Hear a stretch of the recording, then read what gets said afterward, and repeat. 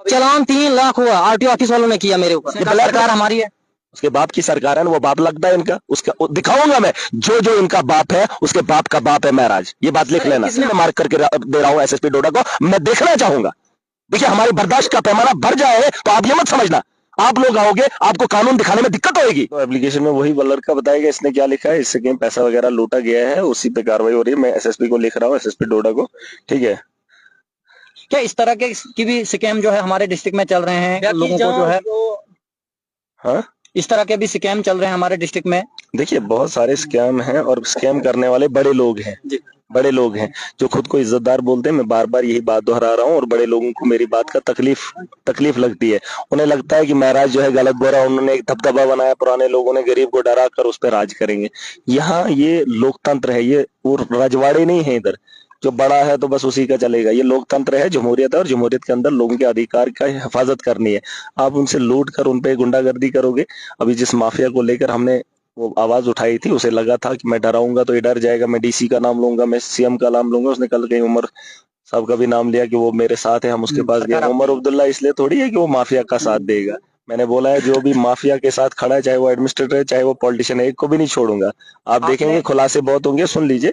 और जिस तरह से इस लड़के ने कहा है इससे कहीं पैसा लिया है, क्या इसे नहीं sir permit change permit change करे किए थे, परमिट चेंज जी। वो क्या फिर 2 साल के बाद गया मैं खुद आरटीओ ऑफिस में, तो मैंने उधर रविंद्र है एक, तो उससे कराया कुछ इधर उधर, तो उसने परमिट दिया। कितना आपका हुआ? चालान 3 लाख हुआ, आरटीओ ऑफिस वालों ने किया मेरे ऊपर।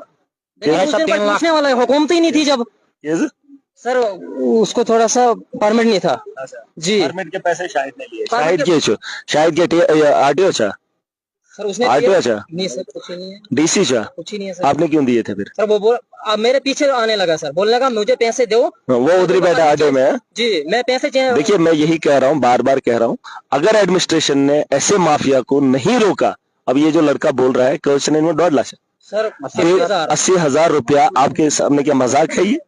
अगर लड़के से 80,000 लेकर भी इसने ये काम नहीं किया है और आप किस नाक के सामने, आपको क्या सबूत चाहिए? ऐसे लोगों को आप शरेआम घुसने देंगे? मैं भी कल तोड़फोड़ करूंगा, मुझे उठा के अंदर करोगे, मैं किसी की जेब काटूंगा, आप क्या बोलोगे नहीं फिर क्या हुआ है? एमएलए करता है, आम आदमी कोई किसी को लूट खसोट करेगा, आप उसे छोड़ते हो? यार ये तरीका कौन सा आपका, कौन सी एडमिनिस्ट्रेशन, कौन सा लॉ एंड ऑर्डर है, कौन सा ये रिलीफ आप दे रहे हो? कितने लोग खड़े हो जाएंगे, ये लड़का 80,000 दिया है, उसने लिया है जानबूझ के, क्योंकि वो बोलता है मैं यहाँ पे लॉरी अड्डे का ये हूं, मेरी बनते है उसके साथ, डीसी के साथ, बड़े बड़े लोगों के साथ। इस तर्ज के लिए तुमने बनाया, दलाल बनाए हो तुमने। और अगर दलालों को कार्रवाई नहीं कर सकते हो, लड़के की एप्लीकेशन में मार्क करके दे रहा हूं एसएसपी डोडा को, मैं देखना चाहूंगा। देखिए हमारी बर्दाश्त का पैमाना बढ़ जाए तो आप ये मत समझना आप लोग आओगे आपको कानून दिखाने में दिक्कत होगी, और किसी के कहने पे किसी को भी अंदर ठोकेंगे, किसी के कहने पर किसी को भी पैसे ठोकेंगे, अपना कानून झाड़ेंगे, लेकिन गरीब के साथ इंसाफ नहीं करेंगे और माफिया के साथ खुलेआम शरेआम चलेंगे।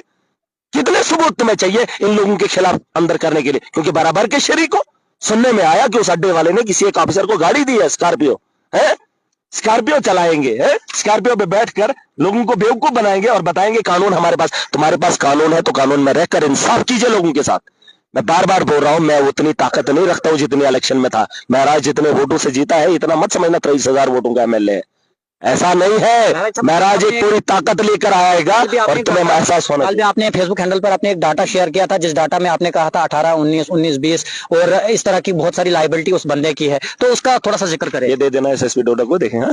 उसका जिक्र थोड़ा सा करें, जो आपने फेसबुक हैंडल के ऊपर आपने एक डाटा शेयर किया था लाइबिलिटी। उसके बाप हो, जो उसका बाप वही उसी की बात कर रहे हैं अड्डे की। उसका बाप बोलता था ये किसी के बाप का, तेरे बाप का है पैसा, सरकारें चलानी है, तुम लूटोगे लोगों का पैसा अपने घरों में रखोगे, वो लाइबिलिटी उसके बाप की है। वो जो उसका बाप बनता है ना, उसके बाप की भी लाइबिलिटी और उसकी भी।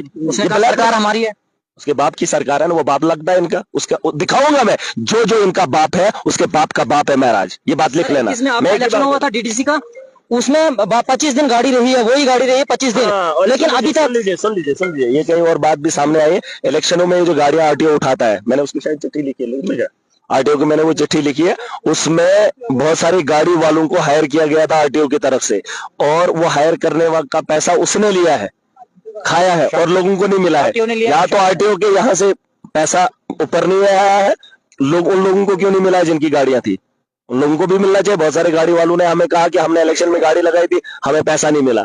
लेने वाला आरटीओ भी है और ये अड्डे वाला भी, और ज्यादातर इसकी बातें आई इसने हायर की थी आरटीओ के कहने पे। और मैं जानना चाहूंगा ये जो इलेक्शन में पैसा हुआ था क्या वो सारा निकाला जा चुका है कि कुछ लाइबिलिटी भी? अगर लाइबिलिटी होगी तो बात दूसरी है, लेकिन अगर पैसा निकला है तो उन लोगों को क्यों नहीं मिला है ये? और उस पता नहीं कितनी गाड़ियों का पैसा दबा दिया है।